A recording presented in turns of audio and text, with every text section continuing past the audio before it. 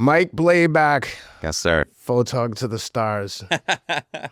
Nothing makes me happier than introducing friends that are masters of their craft. Anytime I talk about you, I'm like, oh, you don't know Mike Blabac? Dude, he's a fucking superstar photographer. He shot LeBron and Usher and every skateboarder in the world. Thanks for doing this, man. I appreciate it. Yeah, no, thank you for having me. Rob and I were talking recently, and he was telling me the story about you shooting, was it Danny Way in China? Yes, jumping the Great Wall of China 20 years ago this month. Tell me about it.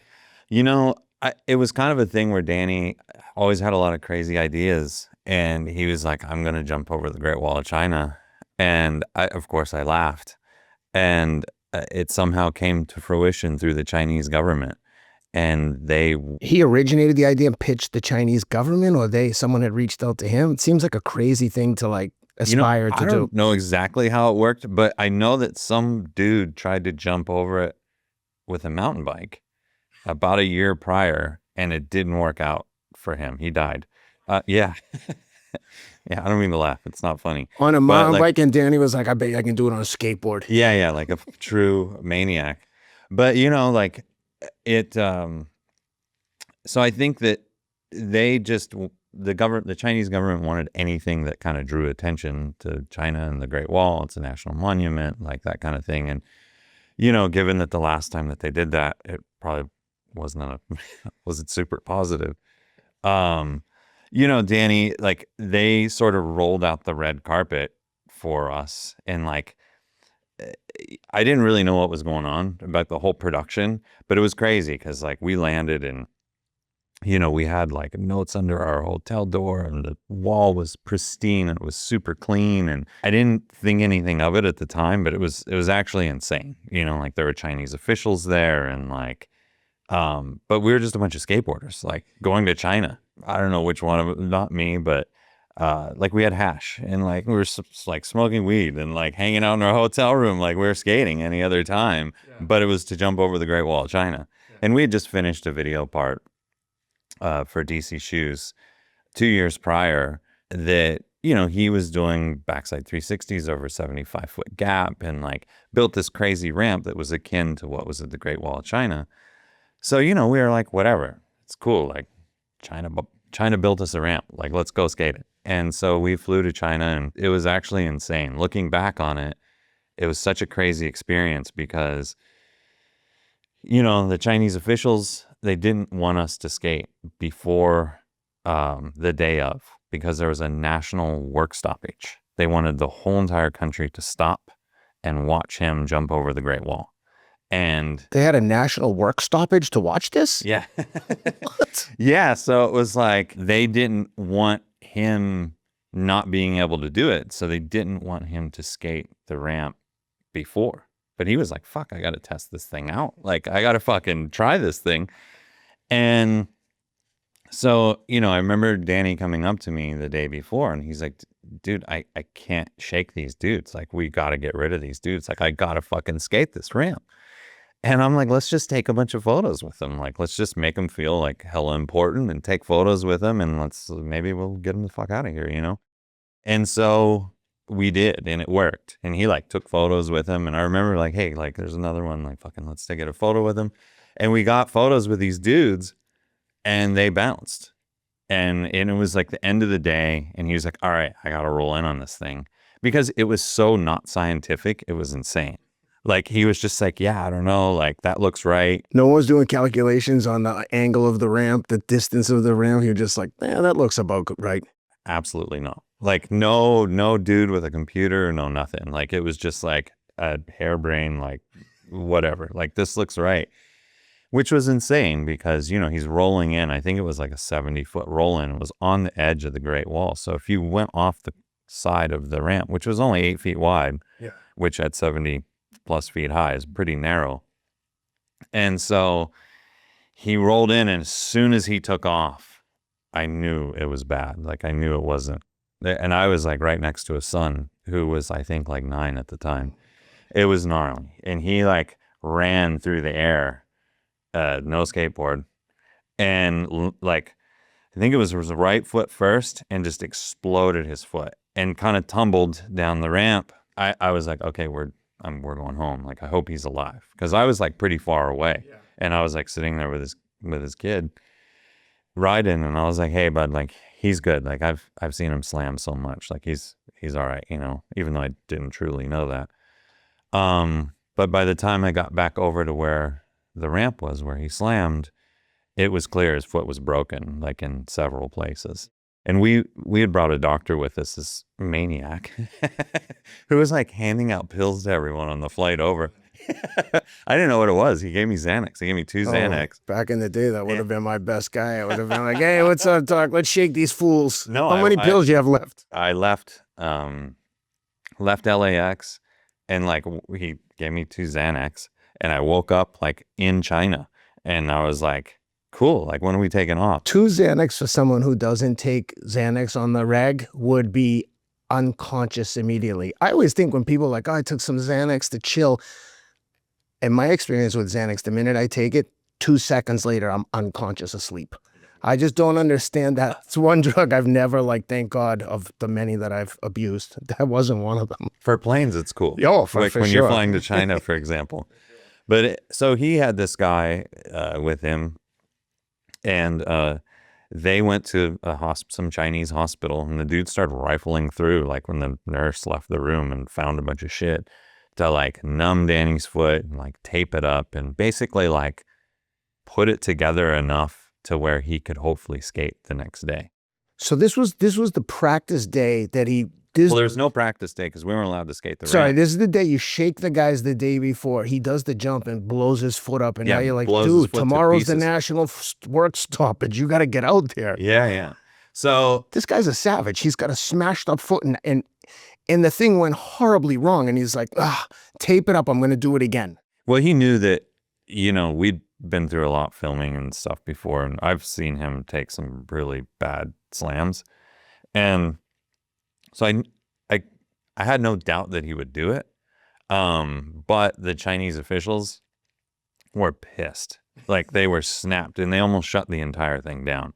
And I don't know the politics behind it or what went on, but there was a lot of talking that evening.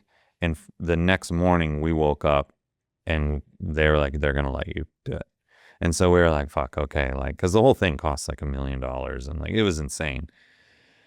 And so, you know, what's funny is I remember Danny like came into our hotel room and he was like, fuck, I guess there's a lot of pressure. And I was like, yeah, it's only a few billion people watching you. You got a broken foot. Like, it's no big deal. So yeah, he made it. He made it over the gap. He didn't make a backside air on the ramp. Says you go over he made it over the wall, which was like the whole point. Yeah. And then there was a huge quarter pipe. Yeah. And he couldn't land that because it was too sketchy on a broken foot. Because if you slam going that fat, you're fucked. So yeah, the whole experience was incredible. Like, it was insane. At the time, I didn't think it was as crazy because my whole life had been crazy. So I was just like, whatever, it's just another thing. You know, it was the only bummer was that I didn't get to celebrate and see him afterwards because I had a car waiting to pick me up as soon as I photographed it. I got taken to like an Associated Press room because at the time, you know, it was in 2005. Yeah. There was no like airdropping photos to your phone. And people weren't like live streaming it. No, not at all. Like, there was so no they needed Instagram. you to get the images. I had to go to a room and I had to edit it. And there's some dude over my shoulder waiting for me to like finish editing everything to upload onto the internet. And like the day after, it was like one of the most viewed photos like on the internet at the time, whatever that meant. Yeah, it was crazy. So, you know, it's funny because like I wanted to shoot film and they wouldn't let me. Like, DC wouldn't let me because they're footing the bill for the whole thing. And well, because they wanted me to upload the photos. And I was like, fuck that. Like, I'll process the film like right then and there in a bathroom, like in China. Like, it's in, and they're like, no, you can't do that. So yeah, it was a little bit of pushback for that, but so crazy. Yeah. Focus isn't just about grinding harder. It's about fueling smarter. When I'm working, training, or recording, I need my brain to show up. That's why I use Ketone IQ. It's clean brain fuel. No caffeine, no crash, just steady mental energy that lasts. It gives your brain what it actually wants. ketones. They cross the blood-brain barrier to power your neurons directly. No jitters, no drop-off. You just stay locked in longer. For me, it's the difference between pushing through and feeling dialed in. Whether I'm deep in work, on a long run, or traveling, Ketone IQ keeps me sharp, calm, and focused. If you want to think clearer and last longer, head to ketone.com/rideout for 30% off your subscription order, plus a free gift with your second shipment. Fuel your mind like you mean it. Well, that's where you ended up. Let's take a step back and figure out how the hell did Mike Blabac from Michigan end up in China photographing like the most famous skateboard jump up to that moment in time. You grew up in Michigan? I was born in Ohio. Okay. Yeah, in rural Ohio. And that's where you grew up? Yes. Oh, okay. Until I was, I think like 10 years old. What was that like? You know, I had no reference, so I thought it was cool. I was just a kid, like fucking running around in the woods, like with a shotgun and like chewing tobacco. And I was just a feral kid, like running around and like being a maniac. And I didn't have any siblings, so I only hung out with like older kids. Yeah. And they didn't let me smoke weed, thankfully. But they let me, like, they were chewing tobacco, and they're like, if you really want to try it, like, try it. So I did, and I liked it. Yeah. And I was like, fuck, I was probably like 7. Yeah. So I was like a kid on a quad with like chewing tobacco and a shotgun and like going out into the woods and blowing stuff up. And what were your parents into? My parents were, they weren't into a lot. My mom was very sweet, but they partied a lot when I was a kid. Yeah. I remember thinking when I was a child, like it was a little insane. Just because there was always a lot of drinking, like a lot, and I mean like kegs and like just blackouts and cops coming and just blowing stuff up. Like my dad was really into guns. And so like, and guns and drinking, what could go wrong? Guns and drinking and explosives, like quarter sticks of dynamite, just blowing shit up. And it was like my normal, that was like normal for me. And I didn't think much of it, but that was my childhood growing up, like hanging out with older kids that were just like drinking and smoking weed and partying. And when I was at home, my parents were drinking. And, my mom did stop drinking when I was 10. And I remember a significant shift in her behavior after that point. And I think that she felt guilty, like thinking back on it and thinking of my own experience as a parent. But yeah, like it was, I remember feeling like I was the responsible one in the mix, even though I was a kid. I didn't know what the fuck was going on, but it was like, it was fucking crazy. It's so crazy to think about just in one generation, because my childhood was similar in the sense that my parents, I lived with my mom and my stepdad, and they were like big weed smokers, which at the time in the 70s and 80s, weed wasn't socially acceptable at all. So when my friends would come over and weed would engulf the house, I would be fucking mortified. I would be like, I can't believe I'm related to these people. Why is this happening to me? But when you think about even the situations both of us, the circumstances under which we grew up, and now think about our own children, it's crazy to me. And I was telling a therapist once, she was like, well, what would you think? I went to a trauma healing center, and she was like, I was like, I don't think I really had trauma. Just like, I know I gotta I could be happier.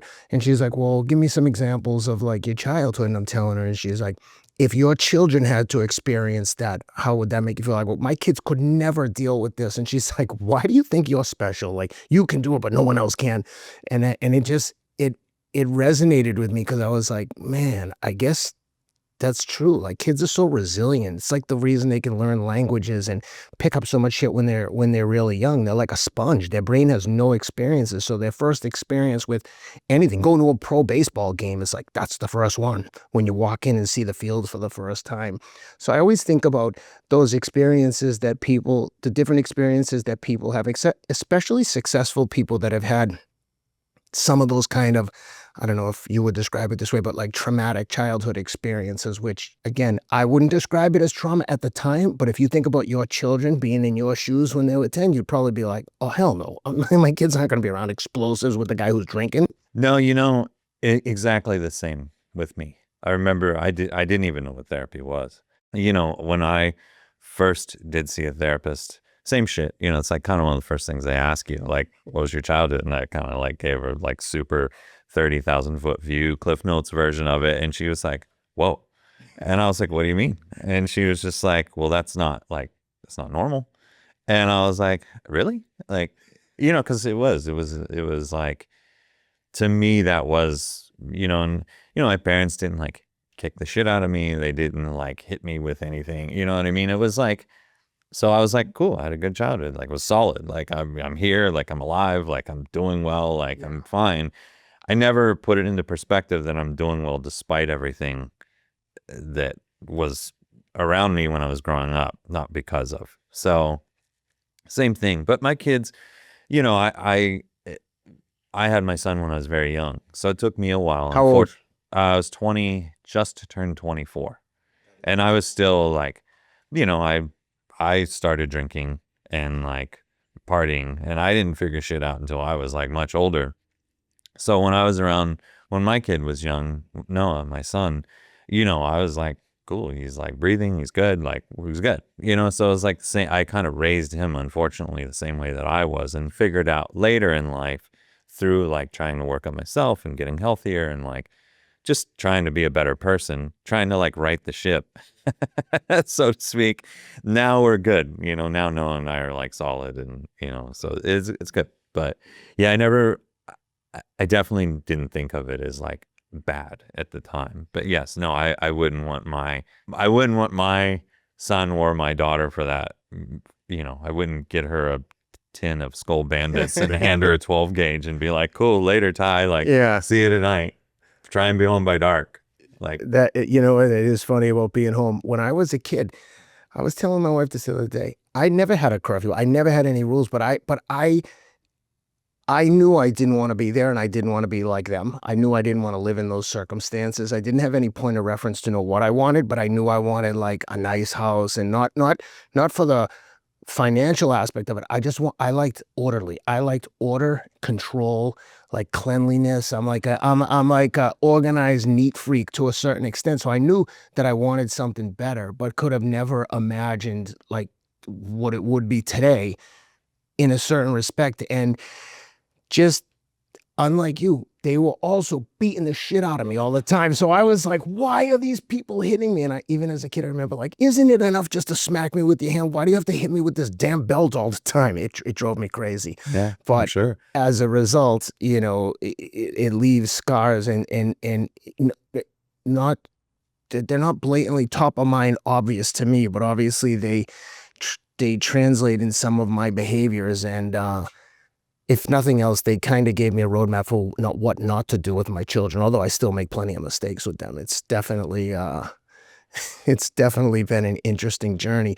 But what I think about, as you were describing that, I'm thinking, where did the interest in skateboarding and photography come from if that was the situation you were in, like with guns and drinking, like, and you didn't have any siblings. So did you have friends that were into skateboarding or photography? No, I never saw a skateboard until I moved to Michigan. Like I didn't even know what it was, because we lived in rural ass Ohio. Like, I mean, I had like cows in my backyard, and we lived near the woods. And I looked it up recently, in the town I grew up in, I think the population's 400, maybe. When I was a kid, there was no stoplight. There was nothing. There was, So I was somehow always interested in photography. I don't know, like my parents had a 110 camera, and I remember when I was a kid, and I was fascinated that like you could put film in this thing and images came out of it. It was just fascinating. And you had to drop that film at CVS and go back a few days later. Yeah, I mean, we didn't, it's funny, like it's a very like fuzzy, like most of my childhood, like pretty fuzzy memory of it, but like I remember being always very interested in photography. And my uncle, my dad's brother, had a dark room, and I remember seeing it when I was a kid, tripping out that you could like make like photos. It was like magic, seeing it to me. So I was like always very interested in it. So by the time that my folks moved to Michigan when I was a kid, they did support me in like kind of whatever I wanted to do. And they were like, yeah, sure. Like you want to take photos. And I remember getting a used camera when I was 10 years old. I still have to this day. And I had a darkroom, and that's when I started printing photos and learning how to process film. And there was no internet at the time, but I would just get any magazine, books, anything I can get my hands on, and just learn everything I could about photography. And I remember like just loving like learning. And like there's a Ansel Adams series, and it's called The Camera, the Negative, and the Print. And it goes into all the mechanics of cameras and how they work and how apertures and shutter speeds. And I remember reading that book like 5 times. And then I bought the Negative, and it talked about like how to process film and just all the different chemicals that you can use and why and how film works, and like just figuring all that stuff out. And so what age was this? Started at like 11, and then just kind of like, I just always kept it going, like I always just was very interested in photography. I think that's like the greatest gift, is when someone knows what they want to do or is passionate about something at a young age.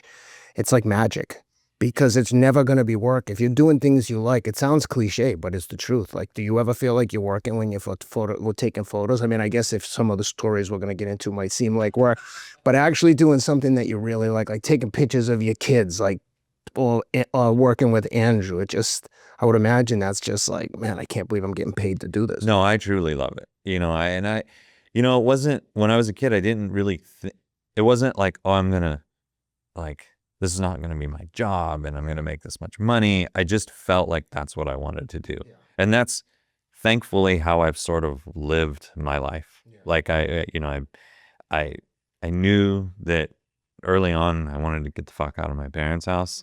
So I moved before I graduated from high school. And I worked at a camera store. I assisted a guy taking photos with him. And I knew that I wanted to get out of Michigan. I was like, I can't live in Lansing, Michigan. Like, this place is depressing. And I just went to San Francisco for the summer to skateboard. And as soon as I drove over the Bay Bridge, I was like, I'm like not leaving here. Like, I'm going to do whatever I can to stay here. And were you thinking I'll be a skateboarder, or I'm going to, like, from the beginning, did you want to photograph skateboarding? If I consciously thought about it, it felt like too lofty of a goal at the time. I just knew that I was going to do whatever it took to not go back to Lansing, Michigan, whatever that meant. I didn't know what that meant. When I first got there, it meant working at the Gap. And then, I just kind of met everyone in the city. And in the skateboard community. Yes. Because I'd go to a place that everyone skated at called Embarcadero. And, I was a kid from Michigan. I was shy. Like, I was, and these were like people that I'd seen in magazines, and like tore the pages out and taped them to my wall when I was a kid. Yeah. And, I looked up to all these people, but it was also kind of a feral and very like violent scene. Like, I'd seen like tourists come from like Europe, and they had their video cameras and getting robbed, and like, it was fucked up. Like, it was a bunch of kids, like, and they were all like, if you showed up and you like took something expensive out of your bag and they didn't know you, like, you were getting robbed. Yeah. So I knew to like not bring my camera. You had street smarts. Somehow. Yeah. I went there and I just skated, and I kept to myself. And finally a couple dudes from the scene came over, and they're like, hey, what's up with you? Like, yeah. And I'm like, I don't know. Like, I'm just fucking trying to mind my own business. Like, are we cool? Like, and, they were like, yeah, like, let me introduce you to some of these guys. And so I became friends with a lot of the people that were skaters there. You weren't there a long time before you were like taking pictures. No, I think I worked for the Gap for about 3 months. Yeah. And, which is funny because like, even that was insane. Like, it ended up being the dude that I bought weed from was my manager at the Gap. And I would like come in because I was worked in the stockroom, and we worked at like 4:30 in the morning. Yeah. And I was like super hungover. And so I'd crawl into the back and like sleep. I would sleep in the shelves in the back and like wake up, and then I'd do a little work, and then I'd get off work, and then I'd go skate with all my friends. But then once I, And by the way, when you moved to San Fran initially, where were you living? Like you're 16, what'd you say, you were 16? no, I was 16 when I moved out of my parents' house until I graduated from high school. I was Okay. 19 when I moved to San Francisco. And so you drove out to San I Francisco? drove across the country with a friend. With a friend, okay. Yes. And where were you going to stay when you got there? Another skate homie. Yep. We slept like on his couch, and like stayed there until we all found a place together. And it's I mean, like, they very naive, and I did have some semblance of street smarts, but like I remember leaving, like I left a blanket on my backseat of my car, and the first night in SF my car got broken into to steal I had a convertible, and they like cut the back window and took the blanket out and whatever. I just taped it closed. I didn't give a shit. It's so crazy, the optimism of youth.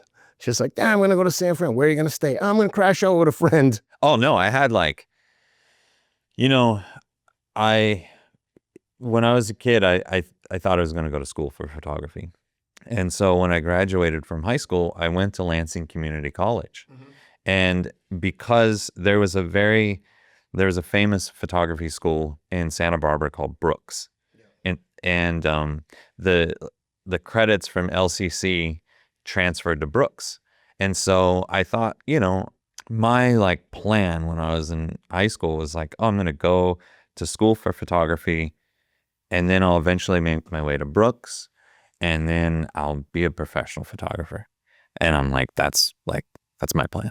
And what did you have an idea of what you would photograph? Like, were you going to do fashion, commercials, or just like, I'm just taking pictures, I don't care, scenery? A newspaper photographer. Got I don't fucking know. You know what I mean? I'm just trying to like get in it, because at that stage in your life, like, I mean, I studied sociology. I went to football camp my freshman year, and the kids on the team were like, sociology is definitely the easiest thing to get out of here. And I was like so naive and had so little guidance. I was like, okay, that's what I'm going to take. So to this day, I have a fucking sociology degree. I mean, it defies all logic and rationale. So that's what I mean. I'm just trying to think like what the mindset was when you're like, I'm going to go to Brooks and I'm going to be a photographer. In my mind, I'm going to be like Ansel Adams. When I was a kid, I read, in addition to skateboarding magazines, I looked at a lot of like fashion magazines.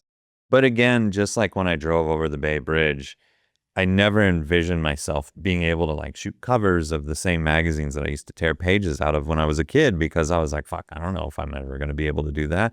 I just love photography, and I just wanted to learn it. So like that was what my dream was just to go to school for photography.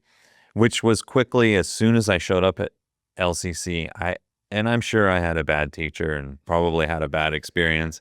It was a very rudimentary like course. Yeah. And it was like, this you could have taught it yourself. He was like, this is how a camera works. And I was like, okay, like I'm like, I don't know if this class is right for me. And he was like, well, this is how you have to learn here. Yeah. And I was like, what? Like, and I was probably a dick because I was a kid, and I went to the counselor's office and I was like, is there any way I can test past these courses? I've had a darkroom since I was a kid. Like, and I probably didn't frame it correctly to her. I was probably a dick because I was a kid, but I knew that my knowledge was well past where I was sitting in that classroom. I remember the counselor being like, no, this is how you have to follow like in our program. And I was like, cool, I want my money back. Like, and so I got my money back, and that's how I moved to San Francisco, and I had like $800. Yeah. And I remember thinking I was like rich. Yeah. You know what I mean? Like I had a red, I think it was a 91 Pontiac Sunbird convertible, and like drove, it was the worst car ever. More importantly, what'd you have for camera equipment back then for the photogs that are watching this? I had a Nikon F3. Okay. I was solid there. Okay. And I had a Nikon F3, 50 millimeter lens, an off-brand fisheye lens, because I bought a fisheye lens knowing that if I wanted to shoot skateboarding, that I needed one. But I ended up getting that replaced thanks to Grant Brittain, who we'll get into. But when I moved to the city and I became friends with everyone, I just, eventually they were like, you take photos. Like, why don't you take photos of us? Yeah. And I was like, I don't know. I guess I will. So I did. I shot a photo of my friend Scott Johnston, and it got used for an ad, and the company paid me $500. And my mind was blown. I was Wow. like, this is more than I make it 2 weeks, like folding shirts, like hung over in the morning. So I like literally as soon as I got the money in my hand, I got paid cash, which Yeah. was probably sketchy. And I went straight to the Gap and I quit. I gave my 2 weeks. And my manager, like I had despite sleeping in the shelves, like I showed up at work on time and like whatever. I only did that because I was told I could. Yeah. He actually pointed it out to me. But like, I quit, and I knew that's what I wanted to do. And I started taking photos of my friends. So. I should have said this right from the jump to anyone listening to this. If you go to my Instagram page and look at any of the pictures that catch your attention, Mike took them. The difference that a great photo makes, like for something like social media, which I'm not social media savvy. I mean, I have a social media, a little bit of a following, very little, but the difference to me, and again, I don't run any analytics. I suck at everything like technical about it. But when I look at the difference in likes and engagement with a really good photograph, doesn't even matter if I think I look ugly in the picture or handsome in the picture. If the quality of the picture is good, the engagement is exponentially better than like, as an example, I could have a picture of me and Larry Bird shooting hoops from an iPhone. It will get whatever it gets. I have the pictures that you took of me running on the beach in Santa Monica or running in Malibu, and it's overwhelming. I don't know if the algorithm awards for that rewards you extra for quality photos, but the photos you took of me, every time I see them, I'm like, man, I wish I looked like this in real life. Well, thanks. You're the best. So anyone who's watching, if you want to like get some visuals, but let's get into Grant Brittain. I know he was like an important mentor and still in your life. How did you initially become aware of him? How'd you meet him? How'd you begin to interact? Like, walk me through the relationship. I was aware of Grant because I remember when I was a kid, like looking at skateboarding magazines for the first time, because I'd read Ansel Adams books and a lot of photo magazines.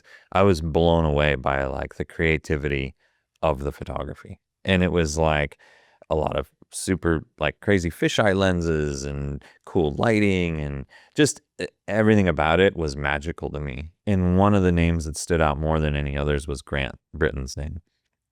And he was a photo editor of a magazine that I loved at the time called Transworld.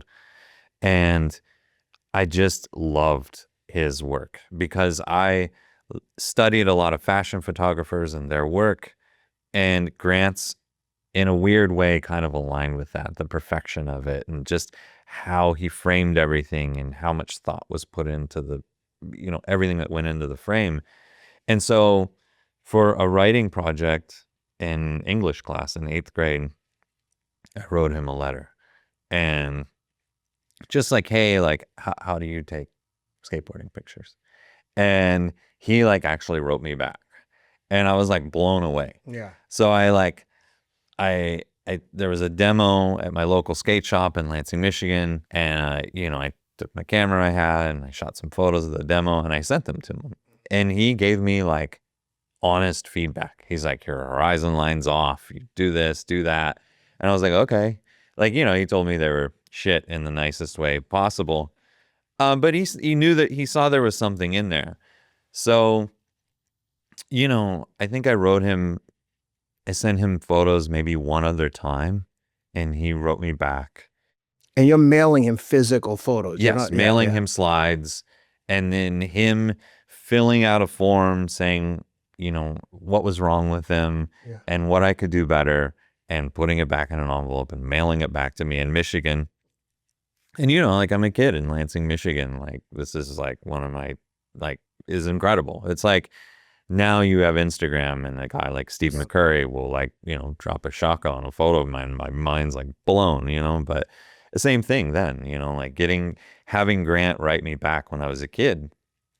So when I got to San Francisco and I became friends with all these pro skaters, I was like, fuck it, like I'll call him. And so I called Transworld, like called the front desk, like the number in the magazine. And I was like, is Grant Brittain there? And they transferred me to his desk and he picked up. I love this. No, it's I crazy. can't tell you how much I love this. I hope that everyone listening here is not thinking, oh, he was a savant or he was lucky. That just like, you can't fake passion. You can't fake your way through this. You can't pretend you're into photography enough to write letters to a guy, mail him pictures, wait for the feedback, embrace the feedback, incorporate it, and keep the relationship going. It's like, that's all I can see through this whole story is like, this guy wants to win or die trying. I mean, you know, with anything, you have to, if you love it, you keep persevering and you get to a place to where, like, you know, I think naturally you become successful. Yeah. If you keep trying and you have a singular focus and you keep doing that same thing again and again. So I called Grant. I was like, hey, what's up? Like, I've written you a couple letters. He's like, yeah, I know who you are. And I was like, well, hey, I'm in SF now. And he's like, what are you doing here or there? And where is he? He's in San Diego. Okay. He was, Transworld at the time was in Oceanside. He lived in Encinitas, California at the time. Gorgeous. He was like, you know, basically, what are you doing there? And I'm like, I live here now. And I'm like, yeah, I'm friends with all these guys. And he was like, cool. He's like, I'll send you some film. And I'm like, okay. And he's like, the only thing I ask is that you send the photos back to us. He's like, don't give him the slap or thrasher. And I was like, okay, like, yeah, no problem. Because it was like a thing. Like San Francisco, they had like SF like on lock. And that was like their territory and their dudes. And I remember the editor at the time, this guy, Jake Phelps, who was a maniac. Yeah. And, you know, deep inside, he was a sweet dude, but he was insane. Yeah. And he used to, when I would like, after I got a retainer for the magazine, I remember him yelling at me and calling me Grant, because Grant was the photo editor. And I took it as a compliment. And he'd be like, fuck you, Grant. Like, and I'd be like, fuck you, Jake. And like, that was our like cadence for years. Yeah. But you know, Grant gave me film and I sent him back. And I remember how the first batch of photos I sent to him, two things got used. One in a calendar that they printed and another was a full page. And I was like, holy shit. I fucking stared at that page for so long. I was blown away because I was like, man, this is the same magazine that like not long ago in high school, I literally like I stared at for hours and tore the pages out. Like now I get to make the same images that other people can tear out. Makes me feel so good when people, I love stories like this. I really do. I love hearing people like, you know, achieve some goals and like, I know that feeling where you're like, oh my God, I can't believe it. It was amazing, you know? And so, you know, I remember I got paid, I think it was like $150 a page. But at the time, you probably would have paid them $150 to print it. Yeah, no. And also $150 was like a lot of money. Yeah, I was stoked. I was still living off the 500 that I had, you know, a couple months prior from like selling that one photo. Yeah. And, you know, I sent him another batch of film and I remember more photos getting printed and he was like, well, do you want a retainer? And I was like, what does that mean? And he was like, well, we'll pay you $750 a month. And my rent at the time was like $350. And so my mind was blown. I was like, oh, cool. Like, I got weed money. I got like, I'm cool. I'm going to get the best camera ever. Oh, I could retire basically. And he was like, if we use more than that per month, we'll pay you on top of that. So if you get like 10 pages in the magazine, you know, $1,500, then we'll give you the extra $750. And I was just like, are you serious? Like, and you know, even when he sent me film, I remember opening the box and it was just like, like it must have been like 70 rolls of film or something. And I was just like, oh my God. Like, again, like thinking I was like rich. And so, you know, so he gave me a retainer. And I remember in addition to that, some of the guys that I was friends with at the time worked for the skateboard company called Mad Circle. Mm-hmm. And I was always very interested in marketing and the aesthetics of things and, you know, how things looked. And I remember Scott Johnston was like, hey, you know, I think Justin, the guy that owned Mad Circle at the time, I'm like, I think he needs help. Like, do you want to help him? And I was like, yeah. And he's like, and I met Justin And coincidentally, he needed a roommate too. So, and I didn't like my roommates from Michigan. And so I moved out and he lived like, I don't know, a block away. So I put all my shit on skateboards and like pushed it down the street into Justin's house. And I started to learn Photoshop and I started to learn, how to lay out things and just the aesthetics of like ads and how things were received. And so it was like a very early interest in like marketing as well. Yeah. So, I'd been in the city like not even 6 months and like I had a job at a skateboard company, had a retainer at a magazine. I was like stoked, and so my job was to literally like go skating with my friends. But instead of just skating with them, I now carried a backpack. And it was the same backpack I used for high school. But I now like wrapped my camera in a hoodie and like just piled everything in there and like went skating with my friends. And just when they were doing something I thought would be a cool photo, I took it and, it got used. And it was just, I remember thinking like, wow, this is crazy. This is my job. That feeling you get when you describe the film and you open the film, forget about the money. You're just like, oh my God, someone gave me film. It's not even that it has like a huge monetary value necessarily, but I get the same feeling when like Reebok sends me a box of shoes.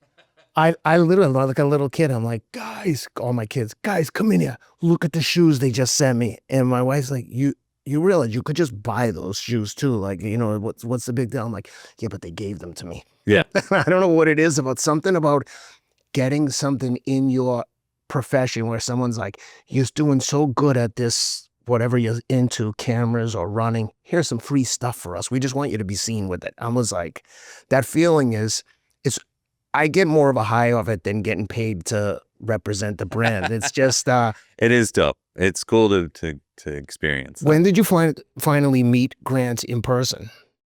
We corresponded for years. And I think the first time I met him, I was hammered at a trade show. And I remember being like legit embarrassed because I was like pretty drunk. In a trade show at the time, it was just like a giant party. And it was like where all the skateboard companies came together. And he comes from the same industry of dealing with maniacs. So he didn't think anything of it. But I remember meeting him in person and him being just super cool. And when the next time I came down to Southern California, I went to Orange County, but I made the extra trip down to Oceanside and went into his office. And I remember just sitting in his office and like looking around. And it was in, I think probably about 1996. So it was a couple of years of correspondence until I actually met him in person. That's cool. And does he live near you now? Well, so it's funny because, that was when I still lived in San Francisco. And then I moved to LA. And when I moved to LA, I got a job working for DC Shoes and had to remove myself from retainer because Ken wanted me to shoot photos for everyone. But I stayed in touch with Grant. We were close friends. And, it was nerd out, talking about cameras. And then I moved to San Diego because that's where DC Shoes was. So I moved from, Michigan, writing him letters in 8th grade, then to San Francisco when he gave me film and put me on retainer, then like to LA, and then I moved to San Diego. And then a year ago, my girlfriend and I moved in together and she sent me a listing and I knew Grant's address because I'd been to his house countless times over the last like 25 years. And it was literally on the same street that Grant lives in. So yes, I live 5 doors down from Grant, which is crazy. A crazy story. It's weird, like going from, literally, a mentor, someone that I looked up to, and just through perseverance and luck, like I went and had crazy coffee that with the him harder you work, the luckier you got. Yeah. It's crazy how that works. But yeah, it's cool. It's, I went out to coffee with him yesterday and Grant just turned 70 and he still takes photos and we just sit around and talk about cameras and had coffee for a couple hours and it's amazing. I've been friends with him. Yeah. Whether it's my training, recovery, or work, it all depends on how I fuel myself. That's why I love Athletic Brewing Company, the nation's leading non-alcoholic brewery. Launched back in 2018, they've completely shattered expectations for how great non-alcoholic brews can taste. The stuff genuinely tastes awesome, and their NA brews aren't just for the sober. This is truly great near beer. Whether you're not drinking for a round, a day, a month, or forever, with over 25 styles brewed each year, Athletic Brewing has got something for everyone. Personally, I love the Run Wild IPA and Athletic Light. They've become part of my routine. No hangover, no compromise. So whether you're looking to buy online or in person, go to athleticbrewing.com. If you're buying online, use promo code RIDEOUT for 25% off your first order. That's athleticbrewing.com, code RIDEOUT. Athletic Brewing Company, fit for all times. And through this journey, I mean, you have photographed some of the most incredible people. I mean, LeBron, Usher. As the skateboarding scene or the skateboarding gigs that you were doing started to progress, like, well, first, let's talk about some of the famous skateboarders for the skateboard community out there, because I know a lot of them will like love hearing your story if they don't already know it. And maybe let's talk about some of the people that you photographed and some of the crazy stories. I know you've had some epic adventures on airplanes with your friend Colin, and Rob Moore told me specifically to ask you about the airplane story with Colin. You know, go through kind of like the through line of all the people that I've got to photograph, and then I'll share this story about Colin. Perfect. So when I was a kid, moving to San Francisco, Carl Watson was one of the first people that came up to me, and he introduced me to everyone that lived in the city: Javante Turner, Mike Carroll, Chico Brenes, and a lot of those guys. There was kind of an internet bubble in the late 90s where things became very expensive in San Francisco. So when I found out that my kid's mom and I were having our son Noah, it was pretty much like, I'm not going to be able to afford to live here. So we moved to LA, and I remember moving to LA, and at the same time, Scott Johnston, Mike Carroll, Chico Brenes, all the same dudes that I knew in San Francisco moved to LA. So I was like, cool, like I'll just keep shooting photos of these guys. And then I got a job working for this company called Girl and Chocolate, skateboard company. And it was owned by Spike Jones, Mike Carroll, and Rick Howard. And which is another guy that I looked up to, was Spike. I loved all his work since I was a kid, and music videos that he'd done and movies now. And so it was cool getting to work, for the same company that he owned, and at times with him.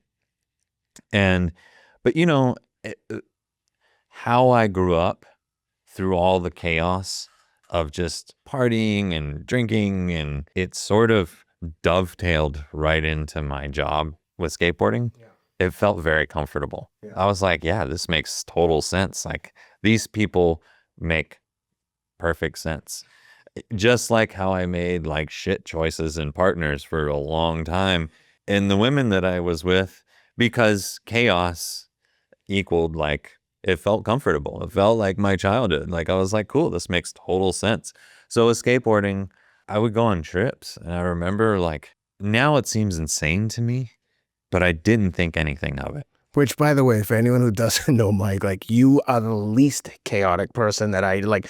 When I've shot with you or done anything with you, I know one thing: Mike's gonna be buttoned up and ready to go. And like, it's like I can't imagine you in the chaos of that scene, because it's just contrary to everything I know about you, of what I've experienced with you. We'll get into some of the changes you made, but back to the stories. I just want to make a footnote for people out there, like, you don't scream chaos to me. You're just like, well, it felt through and through. It felt comfortable to me, and I was comfortable being in it. Got it. I'm a pretty anxious person on the inside, but you can't see it on the outside. Definitely not. I would never describe you as very anxious. Well, it's funny. First time I went and saw a therapist, she was like, you have a lot of anxiety. And I was like, fuck, is that what that is? Yeah. That like constant humming inside of me to do shit. It's almost like when same situation, when someone told me that, It was like I heard an interview recently with Rogan interviewed some like famous therapist, and she was like, the more you talk about your problems, the more they become a reality. So it's almost like, is talk therapy the way to go? And I was started questioning everything because I'm like, ever since anxiety became part of my vocabulary, I'm like, I have mad anxiety today. And I'm like, what the hell? I was better off when I didn't know what this was. Well, ignorance is bliss. But you know, I didn't think anything of it. But I worked in when I worked for Girl, I worked for Girl for 1 year, and they literally paid me $1,000 a month. So was cool when I was a kid and had to pay $350 a month, and like the only other bill I had was weed money. But then when I had a kid, a light bulb went on, and I was like, okay, like I need to make money. Like I got a mouth to feed. Yeah. You know, I didn't know much for being a parent, but I fucking knew that. So I was like, shit. So I kind of wrote it out, and I worked all the time. Like I sometimes would go out sessions, like you go out with like skaters and you go to a spot and you're not meant to be there. So like hopefully everything works out and you don't get kicked out and you get a photo and you get away, you know, and like hopefully it comes out because I was shooting film at the time because that's all there was. And I would go out on 3-4 sessions a day. So I was working like 12 hours a day. Like I was grinding. And I was in 1998. I remember I shot 9 covers of magazines. And even though I was making $1,000 a month at Girl, I knew I needed to make like a lot of money. So I got paid for editorial on top of working for Girl, and I got paid for ads on top of working for Girl. So I was like all over the place. And I remember Rick Howard being like, dude, like, why are you giving photos to all these other companies? And I'm like, but I'm still working for you. I'm doing all the shit you're asking me for too. Like, I'm just doing all of it. And he was like, okay.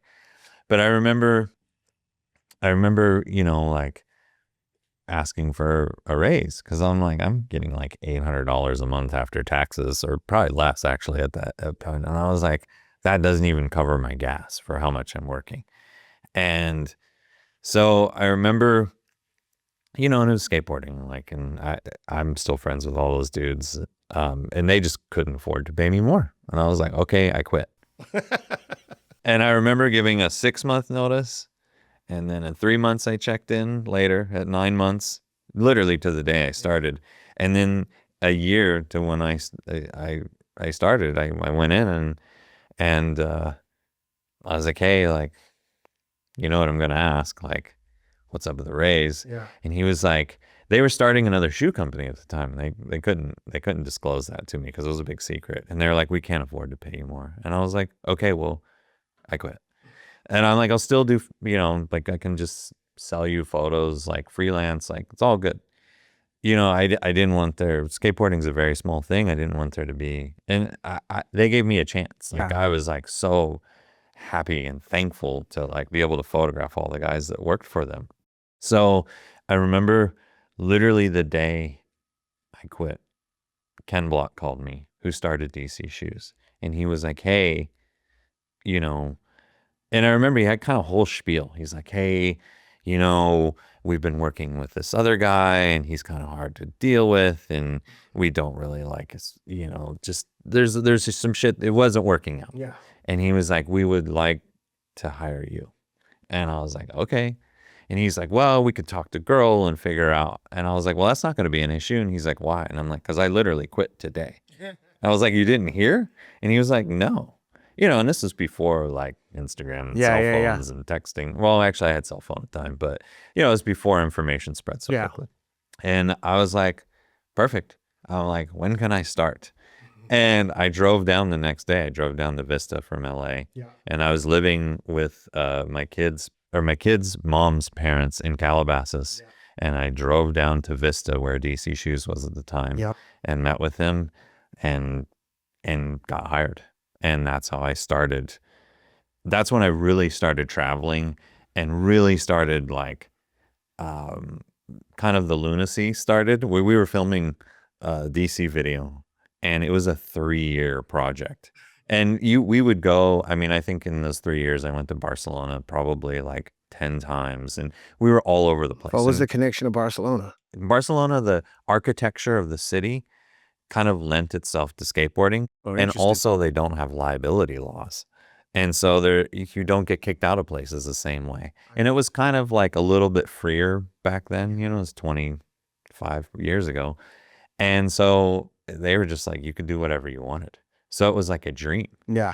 But you're going to Spain with all these dudes that are all making like 6 figures. Really? And, you know, because they had shoes with their names on it, and Oh, they're yeah, getting yeah, royalties. yeah. And And Ken Block was a skateboarder. I only know him as a car driver. he was a snowboarder. But he met Damon Way, Danny's brother, in Palomar College. Coincidentally, my son goes to school there now. And he met him at art school at Palomar College, and they became friends. And they started a brand called 8 Ball. And that turned into Drawers Clothing. And then Drawers Clothing turned into DC Shoes. And that's what DC stood for, or stands for, I guess. But yeah, Ken hired me when I was a kid, and basically saw something in me that he kind of just let me do whatever I wanted to do. And it was amazing. And I remember him telling me like what he wanted, but one of his gifts was bringing people into the fold, seeing their potential and letting them just do their thing. And I learned so much from him. Like, it's incredible. You know, he like taught me so much about marketing and about building a brand. And he probably didn't think I was paying as much of attention because my nickname was Blaze. I smoked weed all the time.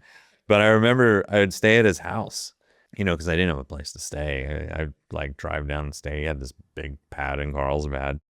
And I remember like sitting in his house, like, you know, playing video games and like smoking weed. I'm like, dude, why are you working all the time? Like, this is insane. And, you know, he was just like, this is just what I have to do. And now it makes so much sense. But still, I recognized what a smart person he was and how successful he was. So I paid attention, literally hung on every word, and whether he thought so or not. And like, just really was thankful to have the opportunity to work with someone like him and see him build and sell DC in 2004. I started in 1999, so for 5 years, sell the company. And he was obligated to stay with DC for a number of years afterwards, I think like 4. But then after he sold DC, that's when he started the race car thing. Yeah. I didn't think much of it at the time. I just remember thinking it was like rich guy shit, because he had a bunch of property in Utah, and he went to rally school, Yeah. like learning how to drive. And that's kind of how he. I never forget the iconic shoot that he did in the rally car in San Fran. You did that, right? Yes. Did they, give me the backstory there. Like it looks like they shut the whole city down for a morning or something? Like what happened? It's crazy. I mean, if anyone who hasn't seen it, just Google Ken Block San Francisco, right? That's where it was? Yeah, it was called Gymkhana. It's Gymkhana that's 5. right. Yeah. All right. Give it to me. Well, it was funny because, you know, I'm not clear when the first Gymkhana was, but, you know, like I said, after he sold DC in 2004, shortly thereafter, he started driving. But he was a marketing genius. Yeah. Like he knew, that's how he became one of the bigger figures in motorsports, through a very unconventional way, because he was so good at marketing. I remember him kind of telling me about the concept of Gymkhana, which is just a name that he picked out of, I don't even know what it means, but he was like, it would be so cool to film a skateboard part in a car.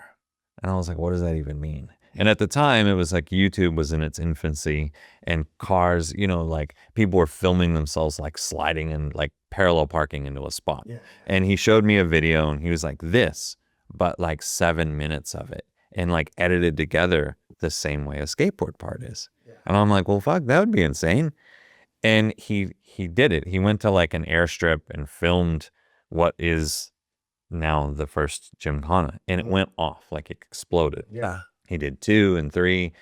And I remember just thinking like, I don't know, that's crazy. And I remember watching it thinking like, this is pretty crazy. Yeah. But the first one that I actually saw in person, by that time they had grown.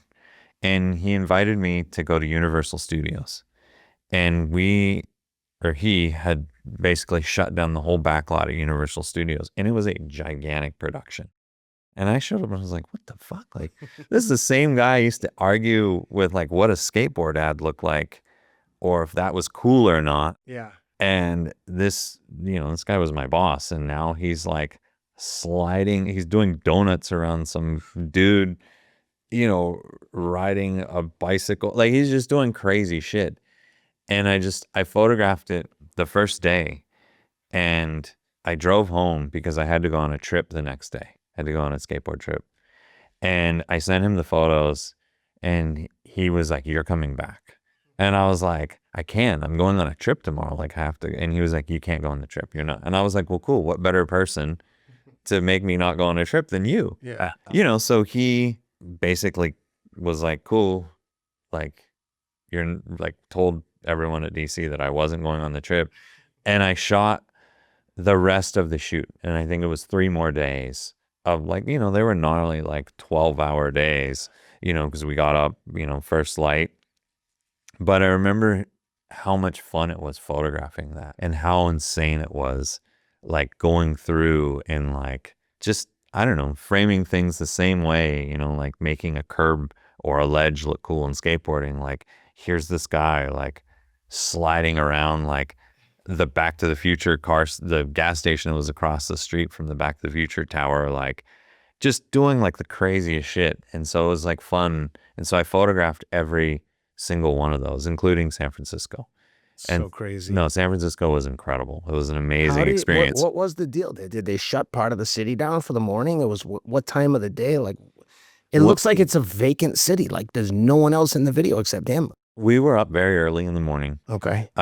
It happened because the same production company that was working on the back end of Gymkhana was doing Iron Man. I forget which one. But so they had already pulled all the permits for Bay Bridge, Russian Hill, all these spots around San Francisco. I wonder if it was Escape from Alcatraz triathlon. Because that's one that's, I've done that in San Fran. No, they closed the down movie Iron Man. Oh, the movie. Yeah, the Robert Downey Jr. shit. Okay. Yeah. So they moved locations from San Francisco to Miami. And Ken went to scout. They had an old military base that was going to be the location for Gymkhana 5. Yep. And, Ford, he was sponsored by Ford at the time.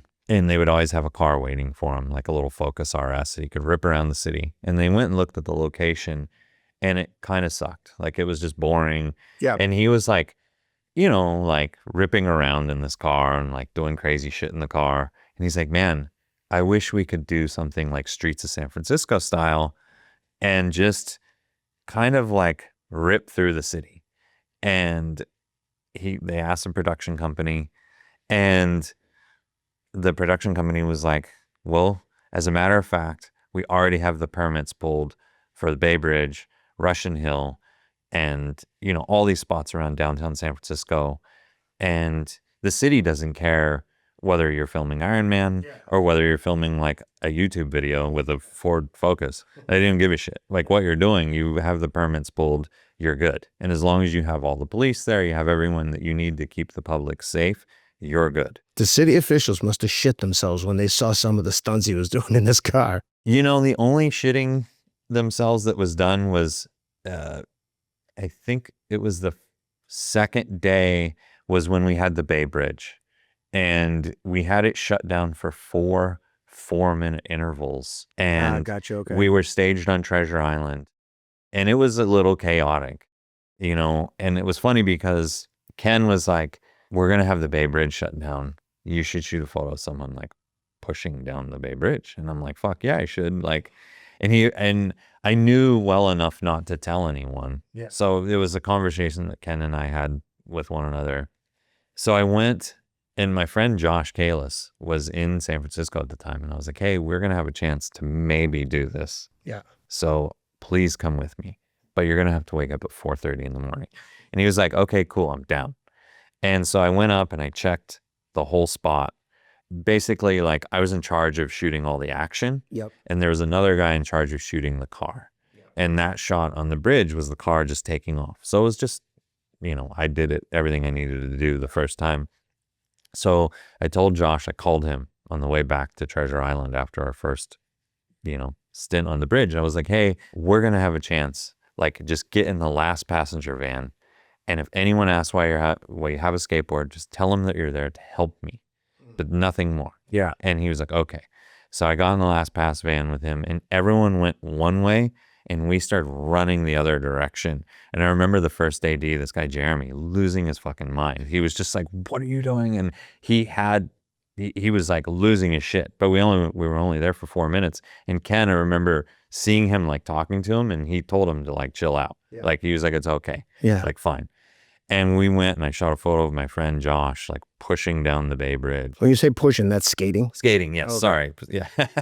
I forget I'm not on a skateboard podcast here. But yes, pushing down the Bay Bridge. And so it was like, it was an incredible like thing. Yeah. Like, it was so much fun to like be able to create something, literally the bridge I drove across going into the city. And now I got to shoot photos of my friend Josh, like pushing down the Bay Bridge. But the next time up, Ken, in the same spirit was like, fuck it, I'm going to do donuts on the Bay Bridge. And, he had known that they kind of got all their shots and did everything. So he took off in the car, this crazy little rally car that we're filming the video in, and he started doing donuts. And the city thought that there was a terrorist attack because there's all this smoke coming from the Bay Bridge, and the CHP were like, they were like, fucking, you're done. Like they shut us down after the third try. That's crazy. Well, what about some of the stories? I know, like with the international travel with Colin on the airplane. What happened there? Yeah, I kind of skipped over that. Yes. Well, a lot of my friends, and Colin at the time was in a little bit of a rough spot. And again, I had a lot of patience from traveling with these dudes and dealing with them and all their fucking chaos. And I remember picking up Colin in Carlsbad, which is 2 hours south of LAX. And we were going to Paris for, I think it was like a day and a half, because I'd curated a book that was basically like the 20-year anniversary of DC. And we were going to Paris, and we were doing a photo show, and they wanted one of the like legends from DC to come. But I knew at the time Colin was in kind of like a bad spot, on drugs. And I was like, fuck, I don't know. Like, and I remember calling Colin. He's like, I'm good. Like, fucking, I'm solid. Like, I'm good. And I was like, okay, dude. And I remember picking him up, and I got to his house, and he's like, come inside. And I'm like, dude, we got to go to the airport. And then we like, he like, I get him to get all his shit in my car. And he's like, literally, we were on the freeway for a mile. And he's like, pull over at that gas station. I'm like, what the fuck? Like, he's like, I need cigarettes. And I'm like, well, first of all, you can't fucking smoke in my car. Yeah. And he's like, I just need a cigarette. And I'm like, oh, God damn it. Tickets were already bought. Everything was already done. Like, I'm like, fuck it. Like, I'm going to see this through. Yeah. And I'm going to take this asshole to the airport. And I'm going to fly to Paris with him.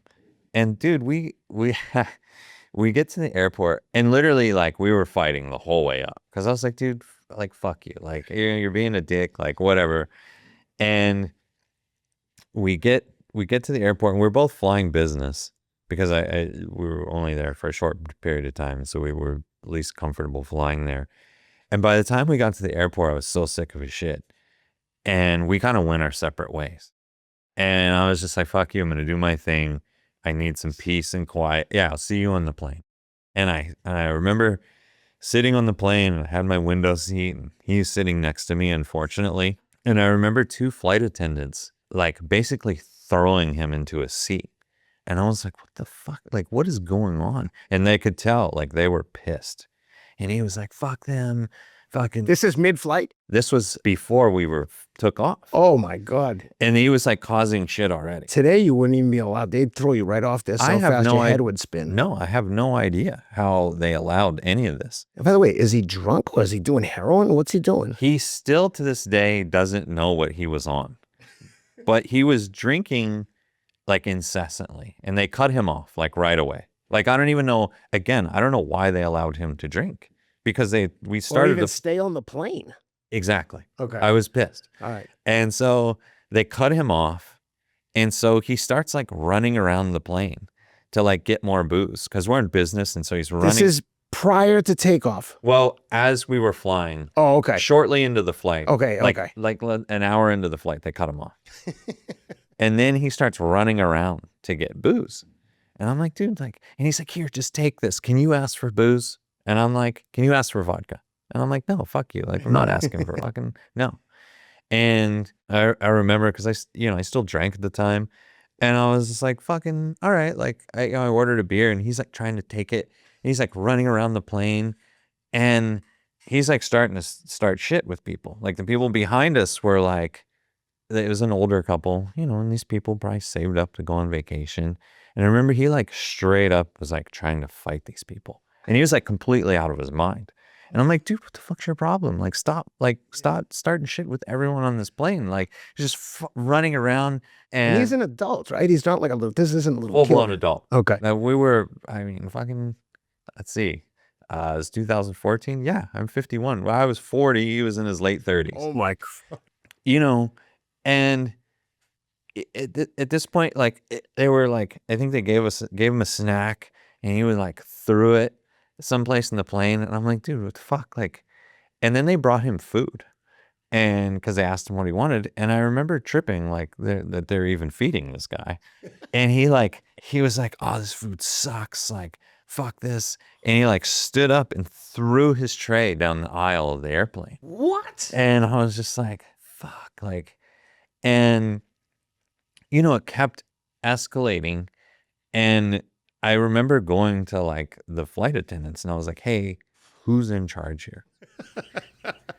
And they were like, well, here's the head cursor, whatever the name of the main flight attendant. And I was like, hey, do you have an air marshal on this plane? And he was like, well, no. And like basically gave me like a not straight answer. And I was like, well, if you do, like, can you fucking zip tie this guy and like put him in a bathroom or do something? Cause like, and I was like, hey, like, if you see that our flights are booked together, like, I'm not co-signing this guy's behavior, just to be clear. Yeah. Like, I want to get to Paris, and I want to do what I have to do, and I want to come home. Yeah. Okay. And he was like, yeah, sure. But like, we can't do anything about it. And I was like, what do you mean you can't do anything about it? And I'm like, can you move me? Cause like, I don't want to deal with this guy. Like, fuck this guy. And they were like, no, we can't move you. The flight is full. And so he keeps like starting more shit. Like he's like throwing food at people. Like, everyone in the plane wants to kill him. And I remember the flight attendants like repeatedly talking to him. And they're like, hey, like, you're going to get arrested. And he's like, no, I'm not. Like, and they brought him a note from the pilot. And the pilot like wrote him a note basically saying like, you're going to be arrested if, when we get to Paris, like, I'm going to notify authorities. And he was like, and he's such a funny dude. And it's funny now in hindsight, he looks at the flight attendant and he's like, may I borrow your pen, please?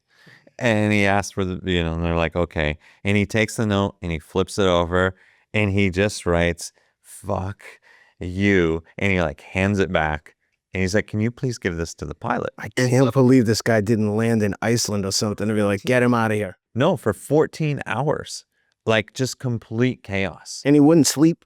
He didn't sleep. Not a wink. I tried to sleep because I was only on the ground for like literally 36 hours. I was in Paris. Like, yeah. I was, and I had like interviews to do and like, I was like, shit, I was working, like I was like there for a photo show, but I was there to like do stuff. DC didn't send me to Paris for no reason at all. They didn't send me to like get blacked out on drugs and to cause problems on an airplane. And so it's so crazy because we land in Paris and there was like a SWAT team like waiting for him. Oh, good. That's what I thought. I was like, dope. Like, this guy, like, fuck this guy. Gonna get it.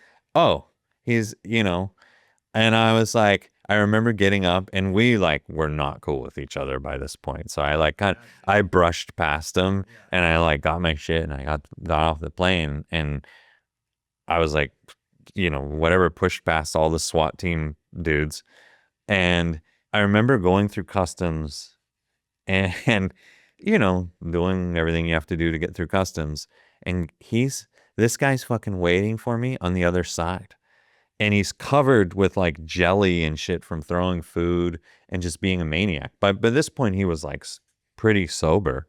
But he was still like on drugs. So he was just like, When you guys were getting off the plane, did you say to him, like, dude, you're fucked now. There's SWAT teams out there. You're gone. You're going to jail. I didn't say anything to him. Oh, you were just like, at this point, you were just ignoring I didn't want to say shit to him. Okay. No, after a while, I was like, dude, don't talk to me. Like, I put headphones in and I was like, do not fucking talk to me. Okay. I'm like, I'm going to fucking punch you. Like, stop it. Like, don't fucking, I don't want to deal with your bullshit.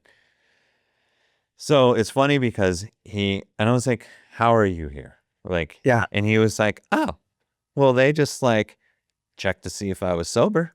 And I am, because they cut me off and I couldn't drink. So here I am. And I was like, that's it? They let you into the country? And he's like, yeah, I'm totally sober. He's like, fuck those people. And I was like, oh my God. And like, we didn't really talk the whole time until like we were flying back and we were waiting in the airport because our tickets were booked together. And I changed my seat because I'm like, I'm not sitting next to you. And he's like, so we're not friends now? And I'm like, not right now. Like, we're not cool. But like it was just another example of like, I had a lot of bandwidth for chaos. Yeah. Again, like just traveling with these dudes and just the chaos. Like when we would go to Barcelona, these guys were making hella money. And they would go out and party until like the sun came up. And they like coke, hookers, like you name it. So I would just gravitate towards the ones that were more sober or that could function that day. And each day we would wake up at like noon or 1, coffee, and we would venture out into a different part of the city and we'd just skate. And I would just photograph these guys doing stuff. And that was my job. And it was just chaos. Like it was complete chaos. So, it's funny because like I looked at every photograph I took. Yeah. And I wanted it to be a cover. I wanted everything to be as good as it could be. So no matter what was going on around me, I was like, cool. Like I didn't care. I was doing what I loved doing. I didn't care. I was like, fuck, if you want to go off and do blow and whatever you want to do, like, of course, good and fine with me. I knew because I love drinking so much and I loved smoking weed. So I never did drugs. Yeah. Thankfully, because I knew if I did, I'd be in the ground. So I never went off with those guys. Yeah. And, there was some semblance inside of me that was like, I went to the edge, but I never went over the edge of the cliff. Yeah. I never went into the dark depths of places that those guys went, but I was fine being around it. Like it was totally fine with me. So when Colin was like running around on the plane, being a maniac, I was like cool with it. Which, by the way, I feel comfortable sharing his name and telling the story because we're friends now. Oh, okay. He's not on drugs anymore. Like he's totally got his shit together. And out of so many people that I've traveled the world with and I've been around, we're still friends and we live close to one another. And, it's awesome, so I like, hopefully he's cool with me sharing that story of him fucking running around the airplane and being a maniac. Yes. But like, again, I didn't think it was crazy. I didn't think it was crazy until now. Looking back on it and having some space from it. I think like anything in your life, just probably like you knew your childhood was crazy, but having space from it and being an adult looking back on it, you're like, fuck, it really was crazy. Like, especially when you have kids. Yes. Then you're really like, whoa. Yes. Well, that story about the airplane, I got on it. I'll tell you a quick story. This wasn't very long ago, maybe in the last like 5 years. Maybe 7 years ago, I was flying from New York to Vegas for, I want to say Pacquiao. I forget who he was fighting, but a fight. And it was a Friday afternoon, and I was literally in 1B. So in 1A, there was an older Indian guy, and in 1C and D on the other side in first class were like maybe his like nephews or not his sons, but like this guy might have been 60 and these two other guys were like 30 and 40. They were all together. And I'm in the middle of them, but I'm in an aisle seat because that's what I want. That's what I paid for. So the guy gets on, he's shit-faced. And he's ordering white wine before people are even done boarding. So he's sitting next to me. He's like, hey, do you want to switch with me so I can be with my friends? The thing, I go, no, I'm good. I want this seat. Now I can already tell we're going to have a problem. I might consider it if someone was kind and like, hey, I'm with my, family. Oh, fuck it. I don't want the window, but I'll do it. But I'm like, no, I'm staying right here. And he's like, well, we're going to be talking back and forth and blah, blah, blah. And I'm like, oh, this is going to be a nightmare. And I'm sitting there and sure enough, as soon as the plane takes off, he's getting shit-faced. He's calling the stewardess. He's like, waitress. And I'm like, buddy, have some fucking respect. Because now the woman's like getting upset and I'm like kind of defending her. I'm like, buddy, take it easy. The other two are kind of like, they're not really antagonists like this guy. People are trying to sleep. They're screaming and yelling back and forth. Like, it's like they're like children who have just been like, they're going on spring break. It was like total amateur hour. So the waitresses are getting all riled up. And I'm like, I'm fucking seething. And eventually the woman looks at me and kind of signals to me, come here. So I'm right there. I'm in 1B. I'm like practically in the galley. And she's like, hey, the pilot wants to talk to you. And I'm like, what? I'm like, hey, what's up? He's like, do I have to land? Like, are these people, is this going to get out of control? Because now I've yelled at him a few times and I'm like, I'm going to fucking kill you. So he's seeing if you're going to... But he's saying like, we're a team. He's like, dude, can we make it here? Or like, do we have to deal with these guys? I'm like, no, just keep going. I'm going to go sit and coach. That's how pissed I am. At one point when I got up to talk to the stewardess, he knocks accidentally, I think, my Diet Coke all over my seat. I'm like, oh, we land, long story, the whole people, at one point, this big guy from the back of the plane comes up into the galley while I'm there talking to the pilot, and he's like, big, like a football player, and he's like, he said, hey, is everything okay? And I just was like so sure that it was about to jump off. I go, I expect you to help me when this jumps off with these three guys. It was crazy. So I say to the guy, well, when this plane lands, I'm gonna fucking kill you. And we're almost touching, we're sitting so close, right? So he's like, you're not gonna do anything. As soon as the plane lands, I take I had on hat, my eyeglasses, I stuff everything into my backpack, put my backpack on, pull it tight. He's watching me do this. And he's like, what are you doing? I said, when those doors open, I'm fucking killing it.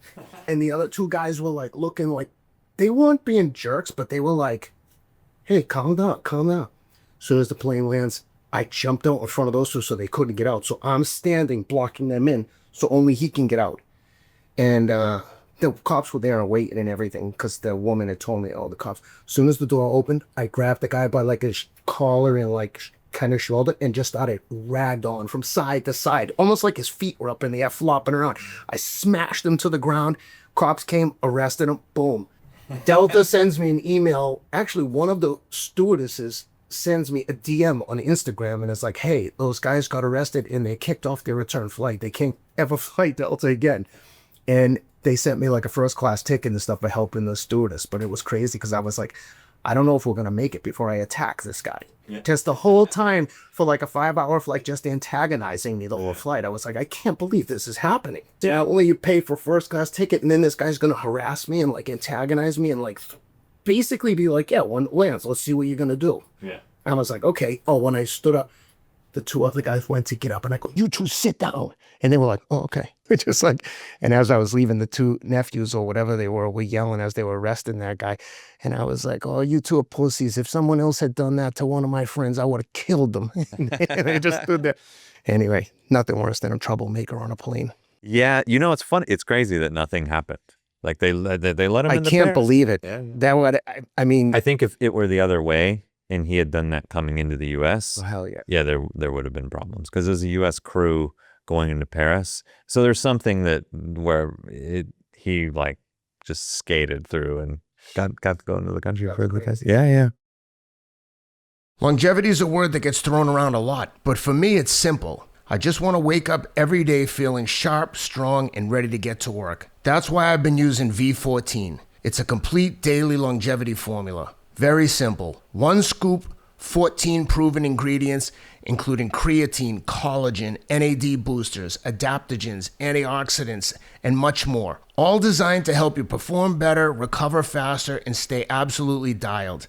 I take it every single morning. It mixes clean, tastes great, and I notice an immediate difference. Steady energy, clearer focus, better recovery after training or travel. It's my routine, no questions, every day. If you care about showing up your best, not just for a race, but for life, go to v14.com/rideout and use the code RIDEOUT for 30% off. That's v14.com/rideout. Longevity isn't something you talk about, it's something you live. Now, let's get to work with V14.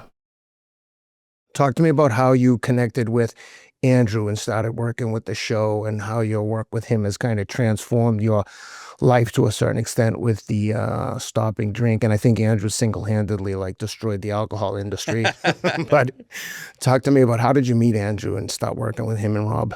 Well, years of, my whole life, like ever since I was a kid, I was able to do whatever I wanted to do for work. Like I loved what I was doing. So I was able to be successful in it because I truly loved it. But at the same time, I loved drinking. Like I was like I was around, and it was like almost encouraged in skateboarding, because I had a very good rapport with all the dudes. Yeah. Even when they went off to do blow, I was like, cool, you guys have fun. I'm going to stay right here. Yeah. And we were cool. Yeah. I wasn't like, no, don't do that. Or like, I was just like fine with it. And so,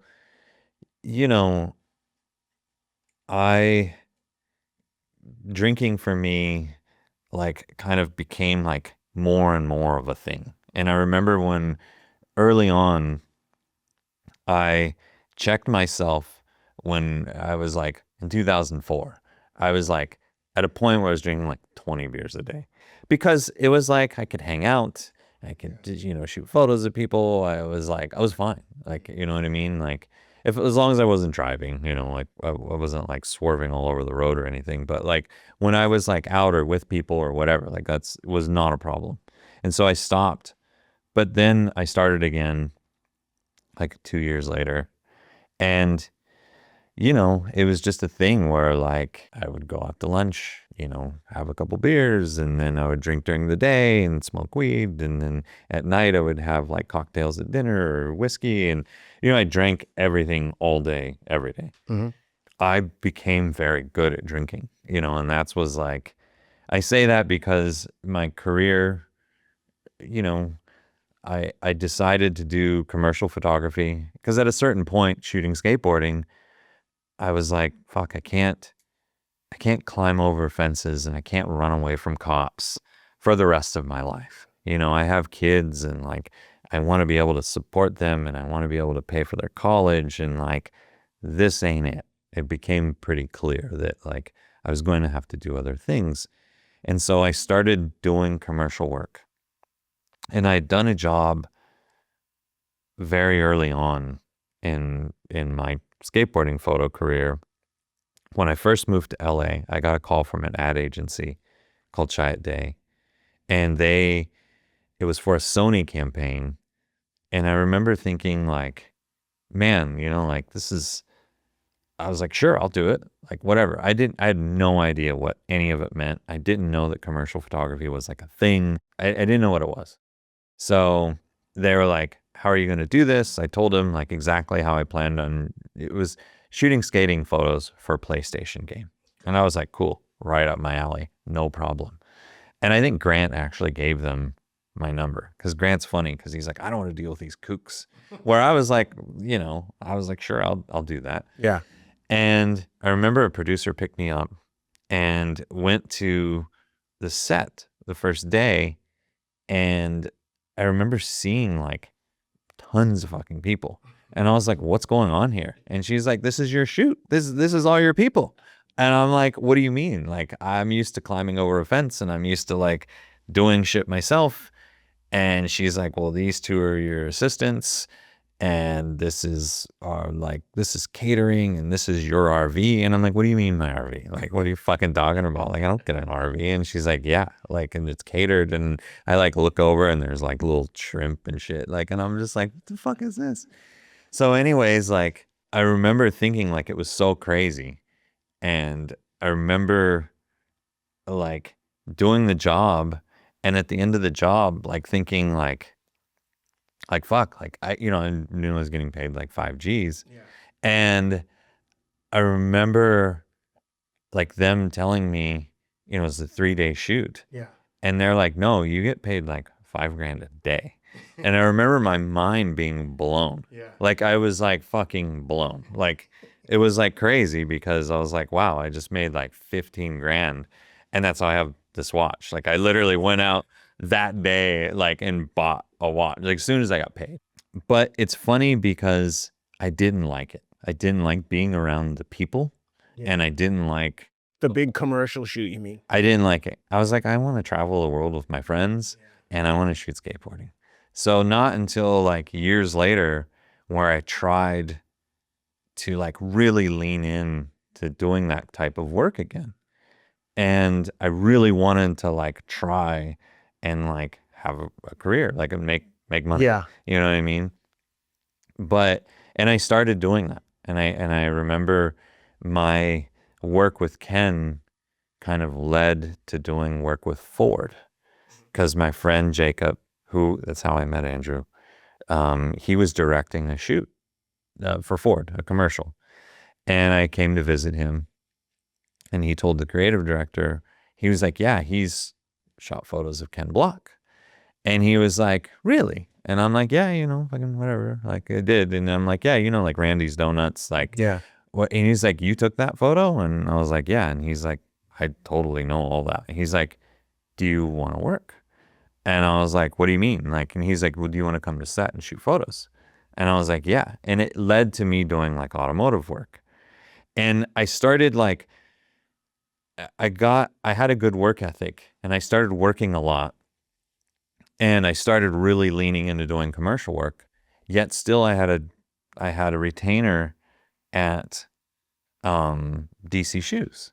And I was still traveling the world with these guys.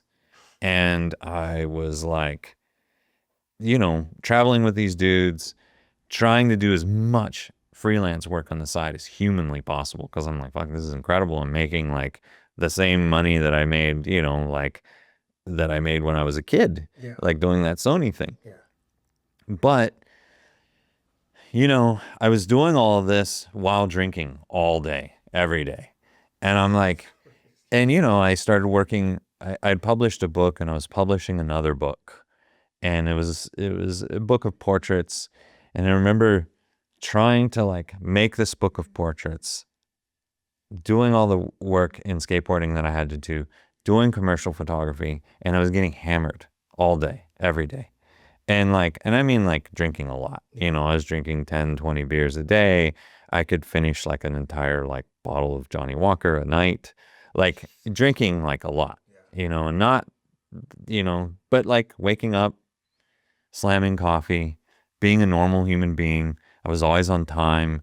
My work never suffered. Were you exercising at all? No. Or just hustling for work? Just hustling for work. So I was on my feet 14 hours a day. Like I was grinding, but I was drinking too. And during this period, this is also when you shot some like mega celebs, right? Was it through the automotive stuff that you shot LeBron and Usher? And did you shoot Steph Curry? No, I photographed Klay Thompson, different Splash Brother. But LeBron was for a GMC commercial, so automotive work. Usher was for a State Farm random thing. But I had a good reputation with these ad agencies and these production companies, and I didn't have an agent. So I had to grind extra hard because I didn't have someone out there farming work out for me, but they also take 20% of your income. So I was like, fuck that. I don't want that. And I was like becoming a successful commercial photographer and still like pushing. And I remember kind of the straw that broke the camel's back was trying to make this book because it was on top of everything else, in between everything else. Yeah. And I was just like, a very dim light bulb went off and was like, I should probably stop drinking. And, you know, when you're at a point where you should stop doing drugs or you should stop drinking, you know, you're kind of like, you probably should have stopped a long fucking time ago. And, you know, I went to New York with my girlfriend at the time, and it rained the whole time. And I remember just like getting hammered all day. Here I am, fucking this professional guy with my fucking phone on. That's Grant Brittain. Perfect timing. Yeah. Sorry, Grant. Should have had him made as a guest appearance. You know, I should have speakerphoned him, but I'm gonna put it down. He's gonna be confused. So I remember, where was I at? Sorry, when Grant called. You will go into New York with your girlfriend. Yes. So at this time, I went on a trip to New York with my girlfriend at the time. And she and I were kind of like, she drank too, not nearly as much as I did. Yeah. She actually didn't necessarily love how much I drank, but I kept even how much I drank from her too, because she would like pass out and I would just stay up and keep drinking fucking by myself in my house. Like I'm fucking making myself shit pizzas and eating at 2:00 in the morning, and just so I could keep drinking. And I remember coming back from New York, and you know, it rained every day, and I was having like 10 old fashions a day and like drinking like beer on top of that. And like I came home and I just remember thinking like, fuck, I gotta stop this. Like I have to. Like this isn't, I'm gonna kill myself, you know? And I probably was going to kill I probably would be dead by now if I hadn't fucking shifted course. The next day, I went to LA, and I, you know, I remember waking up like feeling like shit, and I was like, "Fucking, I'm gonna go to my friend Jacob."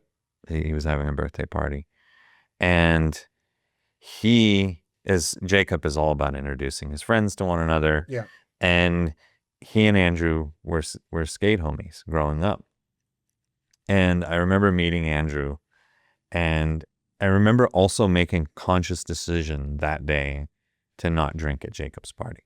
And I remember thinking like, I probably shouldn't drink. But I met Andrew and we were talking, and I was like, you know, how do I get healthy? And he's like, what do you mean? I'm like, well, fuck, I'm a pile.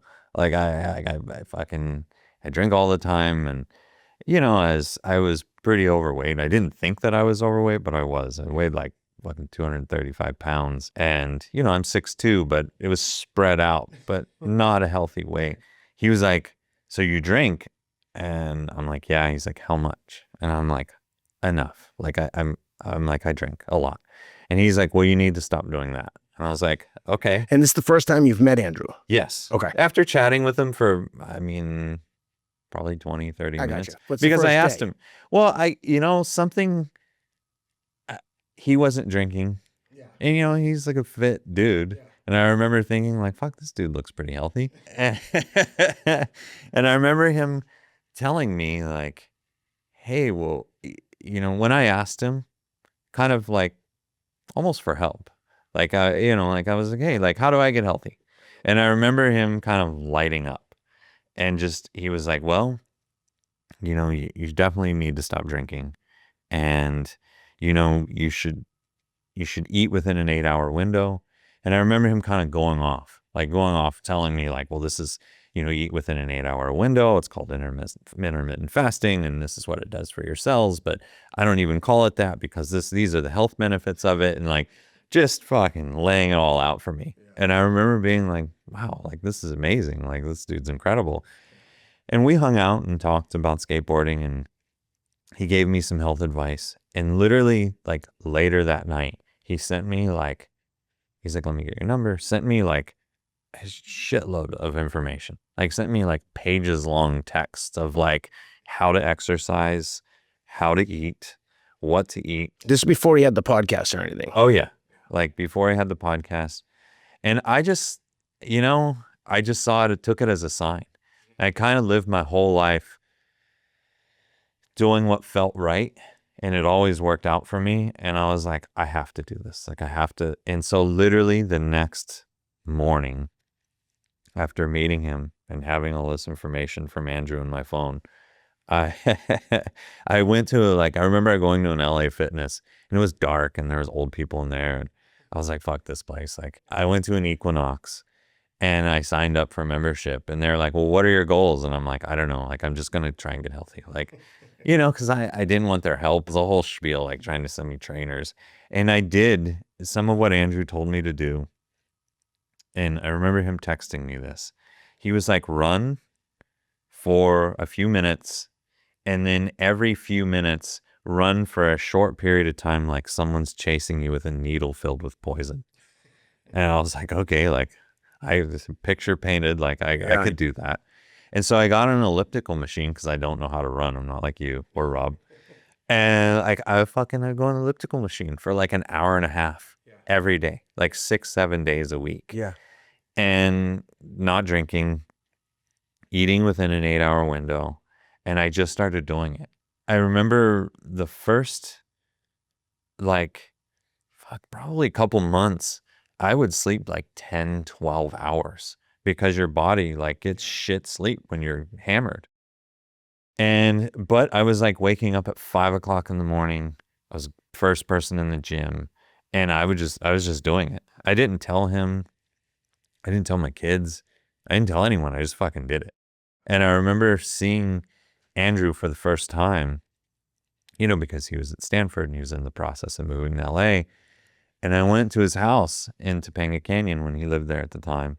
And he was like, whoa, because I dropped like 40 pounds. Yeah. I dropped like 20 in the first 2 weeks. It's so crazy. Because I was like filled with beer and like shit pizza and like, you know. And he's like, dude, like, what's up with you? And I'm like, I stopped drinking. I started eating within an 8-hour window. He's like, no one ever listens to me. No He's one like, ever listens. No one ever fucking listens. And I just knew it was the right thing to do. You know, I knew it was like, it just, again, it felt right. It felt like the right thing to do. And I'm so thankful that I didn't, you know, everyone has their own fucking process. Yeah. Like, but for me, going to the gym every day and running like a maniac and just feeling better. But all that, you know, me trying to cram 10 pounds of shit in a 5-pound bag, it like the clouds broke and I was like, oh my God, like I can really finish this book and I could do all this work and like I could do everything, you know, I had time to do everything. I was like, my mind was blown. Yeah. And so it was funny because so that made it easy for me to like not drink, you know, and I just kept that momentum going. And so I think through that, you know, Andrew and I became friends, you know, because it was like we had a camaraderie of skateboarding, but also I think that he was stoked on seeing me taking and like, you know, like turning my life around and like actually following the advice that he had given and, you know, really pushing ahead. So we became, you know, pretty close friends. You know, this was in like late 2019. You know, when I stopped drinking July 2nd, 2019. That's what I was going to ask you. Was there just a day you just said, okay, no more drinking, 20 beers a day, and you were just like, I'm not drinking anymore, no AA, no nothing, just like, yep, okay, thanks, been real, take care, comb your hair, I'm not drinking anymore, and just never drank again. Never drank again. Never had another drop of booze. That's fucking insane. It's I guess. Insane. It just doesn't happen. Even my own sobriety, like I got sober and then I would like every few months, every 6 months, I'd be like, oh, I can't take it anymore.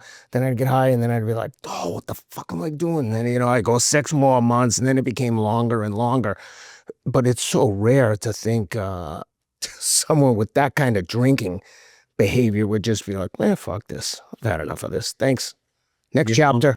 Again, I knew that everything, my career was at a place that I couldn't imagine it ever being when I was a kid in Michigan, when I was writing grant letters. Like I didn't think that I'd ever get to not only like being able to like photograph like covers of magazines, but like getting to photograph, like I was super into basketball, like getting to photograph like LeBron James or Clay, or like getting to shoot dudes like Usher, or getting to like do stuff either way, whatever it was, automotive work, getting to do stuff that I truly love doing. And when I drove over the Bay Bridge when I was a kid, I was like, don't fuck this up. Like, I don't want to go back to Lansing, Michigan. Like, that place sucked.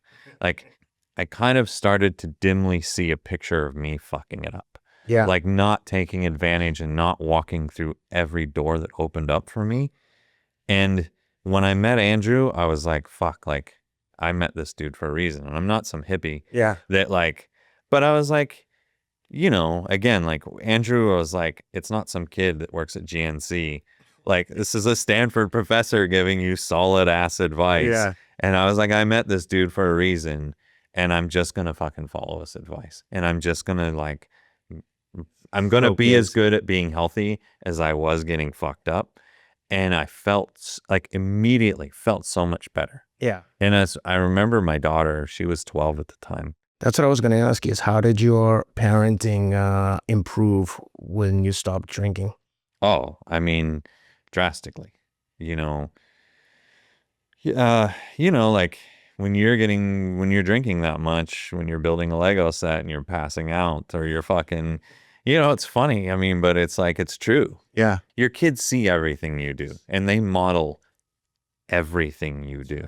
So when you're not getting fucked up and you are being like a solid human being and you're being present, they notice. And it was like 4 or 5 months into not drinking and going to the gym and sorry. I remember my kid I was like, Papa, you're not drinking anymore. And sorry, I'll quit bawling here. And I was like, nope, I'm not. And that was like a huge, you know, light bulb for me, where I was like, okay, like she sees me not getting hammered all the time. So like, you know, I guess the reason why I'm crying is like all the times that I was not present and not getting fucked up, or I was getting fucked up and not being present, you know, that is like, that's what shifted, you know, me like being a parent. And that also felt very good. Just like it felt very good having a lot of energy, you know, being present for work. I was able to, you know, be, you know, as good of a parent as I was working, you know, because my work exploded when I like stopped drinking. I was like, fuck, you know, you need me to be in Chicago tomorrow? Like, I'm there. Like, I can be there. I know I'm not going to be hungover. I am 100% present when I'm on set. Like, I'm good. And so my relationships through ad agencies and production companies grew from there. And I was like, you know, killing it until the pandemic happened. And then all my work stopped. But like, to answer your question, like being a parent was like insane. You know, I had a shit relationship with my kid, my son, Noah, not my daughter. My daughter was always this sweet, malleable little person. But my son, you know, when I left his mom, you know, and I wasn't around, I wasn't present. And, you know, I was like traveling the world sometimes 6 months out of the year with maniacs. But it was my job, you know, and I was gone. I was doing everything I could to support my kids. I wasn't there for him. And he went off the rails when he was a kid. You know, he started doing drugs. He was in rehab twice, you know, 2 different 3-month stints in rehab. And, you know, we had a fucking really bad relationship because I wasn't there for him, you know, and I knew, like, admittedly, like I parented him the same way that I was raised because I didn't know any different. You know, someone recently gave me the analogy: if someone came up to you and started speaking Arabic, would you beat yourself up for not being able to reply to them? Yeah. And the answer, of course, is no. And this person was like, well, you can't do that to yourself for being a parent either. And so when I became sober and I started working out and I started getting my shit together, my relationship with my son like improved drastically. I mean, it changed so much. And there was still a lot of tension and there was still a lot of shit. And I think just with my friends, like Colin, for example, after that flight, I was like, fuck you. I don't have anything to do with your ass. It took like 6 years. Yeah. And he was on drugs and he got sober. And it took me a while to believe that he was like sober. Yeah. And I think the same thing with my kid. You know, I think it took him a while to believe that I was actually like somewhat starting to become a solid human being Yeah. and a better parent. Not a good parent, but I was like learning to be better. So my relationship with my kids was like a full 180. But I remember, you know, when I was getting choked up, my daughter asking me, she's like, Papa, you don't drink anymore. And I was like, nope. And she was like, really? Why? And I'm like, well, you know, like, I knew I couldn't be there for you like the same way that I should be. And she was like, oh, okay. And I remember like her through the course of, you know, she was 12 at the time, over the next few years, like putting it together, like how much I was drinking. And I remember seeing this thing called, it's a thing called Boochcraft. And it was like kombucha, but it was like, it has like fucking like 8% alcohol. And they were like 32, you know, big, tall. And I would drink like 3 of those in addition to all the beers and all the whiskey and everything I was. And she's like, those have booze in them? And I'm like, yeah. She's like, you used to drink a lot of those. And I was like, fuck. Yeah, I did. You know, so my relationship with my kids is like night and day different. So I think that because with work, with everything just being a full 180 in my life, that momentum allowed me to stay sober. That's an incredible story. It's amazing how much motivation children can provide and how much emotion they stir up, especially when you grow up kind of the way we both did, where you didn't think that necessarily your parents were doing the best job. And when I make mistakes with my own kids, it's devastating to me. My daughter came in wearing a skimpy top, and instead of just being like, yo, that's not appropriate, we're not doing that, I just was like, I don't ever want to see that top again. And she was like, I was just wearing it on the golf cart. And I just like and my wife came in and was like, I agree with the message, but like, don't you think you could have just said it nicely the first time? And it was just like, then of course I enter in like a shame storm and like beat myself up for the rest of the night and can't sleep well because I'm like, oh, I gotta go apologize in the morning. All I could have said was like, hey, don't do that again. But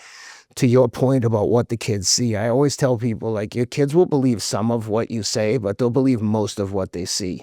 So the best thing that you can do, in my opinion, is to lead by example. And like, instead of telling them how to behave, show them. And the way you're doing it by not drinking, exercising, having a real, like going to work every day, even when it involves travel, they know that you're out there hustling and grinding, and they see the like fruits of the labor when they can get new sneakers for school and all the things that they want. Because I remember delivering newspapers in like the 6th and 7th grade, which is the ages my kids are now, just so I could buy the shoes that I wanted. And meanwhile, my kids are just like, hey, Dad, school starts tomorrow. Can we get some new Air Jordans? And I'm like, yeah, but we're Reebok guys. They're like, I know, but we want these other ones. I'm like, okay, so, well, I'm proud of you, man. That is an incredible story. I mean, well, thanks. It's all a process of learning, you know, just like you are being a parent. I am too, you know, I'm still figuring everything out. So, well, like I said, if anyone wants to see what a wizard Mike is, look at how good he makes me look in some of my Instagram photos. You'll know the ones that it is. It won't take but a minute to scan through them. But Mike, thanks for doing this. Thanks for sharing the story. I hope people find a lot of inspiration in your story, because the perseverance and the passion that you've shown for your profession like shines through. I mean, I knew this before we spoke today, but hearing it all in one sitting is incredible. And I hope other people get as much from it as I did. So thank you for doing this. awesome. Thanks, Ken. All right, guys, I hope you enjoyed that conversation as much as I did. Please take a quick minute to subscribe to the podcast wherever you're listening. This is a new show, so subscribing makes a huge difference. Please also take a minute to give it a review and leave a comment on Apple Podcasts and on Spotify. You can also subscribe and leave a comment on YouTube. Again, this is really important for us, especially now since we're just getting started. Please also check out all of our sponsors. They make the show possible, and honestly, I love and use every single product we talk about on the show. You can learn more about me, this podcast, and also find links to purchase my upcoming memoir at theothersideofhard.com. My new book is called Everything You Want Is on the Other Side of Hard, and it comes out March 10th, available everywhere you buy books. Or again, go into theothersideofhard.com. There's multiple links there where you can find all the retailers carrying the book. Thanks a lot for being with us, and we'll see you next week.